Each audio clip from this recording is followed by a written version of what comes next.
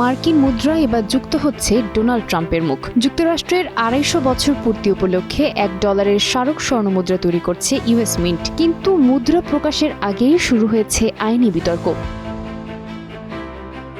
মার্কিন অর্থমন্ত্রী Scott Bessent জানিয়েছেন, নতুন এই $1 স্বর্ণমুদ্রার সামনের অংশে থাকবে প্রেসিডেন্ট ডোনাল্ড ট্রাম্পের প্রতিকৃতি, সঙ্গে থাকবে liberty in god we trust এবং 1776 to 2026 লেখা, আর পেছনে থাকবে যুক্তরাষ্ট্রের প্রেসিডেন্টের সিল থেকে নেয়া ঈগলের প্রতীক।